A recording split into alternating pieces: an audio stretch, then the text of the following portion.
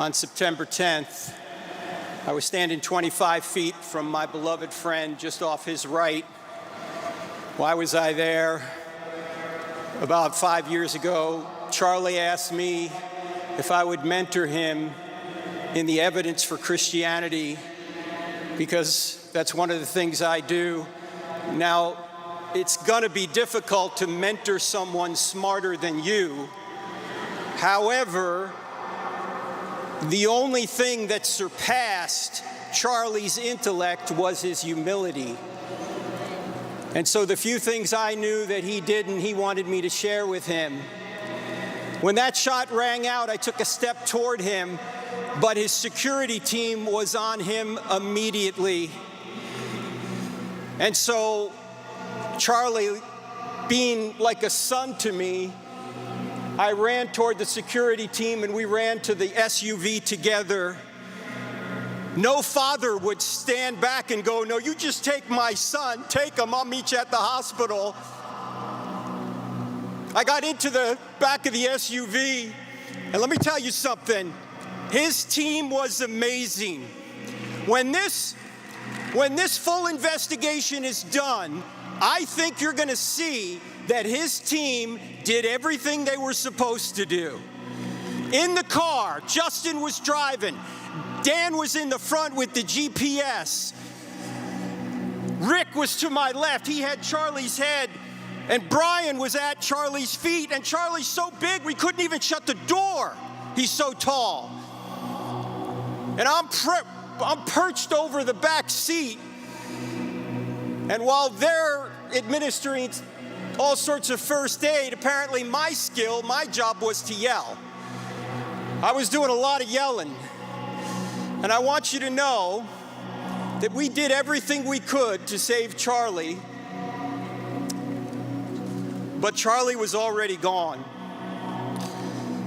His face was looking at mine, but he wasn't looking at me.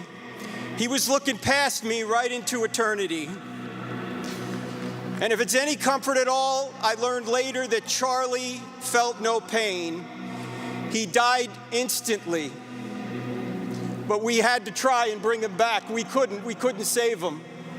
Now, I want you to know that Charlie right now is in heaven, not because he was a great husband and father, not because he saved millions of kids out of darkness on college campuses, not because he changed minds and chased votes to save the country, not because he sacrificed himself for his Savior.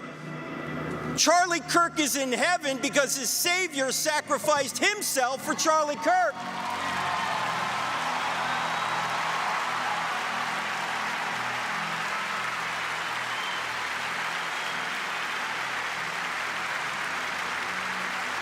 Now look, there's only two things you can get in the afterlife. You can get justice or you can get grace. Ladies and gentlemen, does anyone in here, does anybody out there watching around the world want justice from an infinitely just being? I don't want justice, I want grace. Well, the only way to get grace for an infinitely just being is for him to punish an innocent substitute in our place. Where can he find an innocent substitute among us? He can't. We're all fallen. So what does this infinitely just and infinitely loving God do? He adds humanity to his deity. He comes to earth. He allows the creatures that rebelled against him to torture and kill him so he could place their punishment upon himself, and then by trusting in him, every one of us can be forgiven and then given his righteousness. Ladies and gentlemen, this is the greatest story ever told, and it happens to be true. There's evidence for this, and Charlie knew it.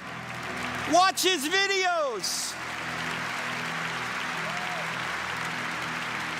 Charlie knew that life wasn't just about money, it wasn't just about sex, it wasn't just about power, it wasn't just about prestige.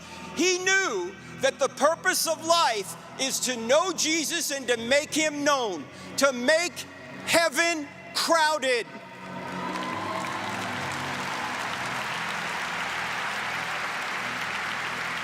Charlie's eyes were fixed on eternity. Where have your eyes been fixed? What have you been doing with your lives? What have you been doing? What are you going to do now? You know, in every evil, God brings forth some ripples of good. In this case, he's bringing a tsunami of good. Look around. You're seeing it.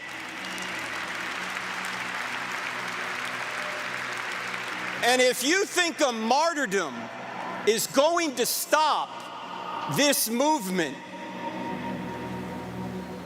well, we all know Charlie was inspirational, but Erica Kirk is a force of nature.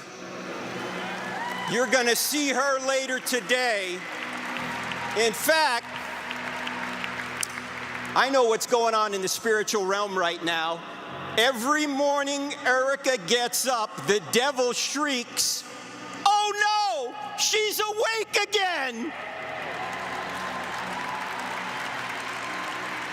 And ladies and gentlemen, let's honor Jesus, let's honor Charlie, let's honor Erica, so that when we wake up every morning, the devil shrieks, "Oh no, they're awake again, they're born again."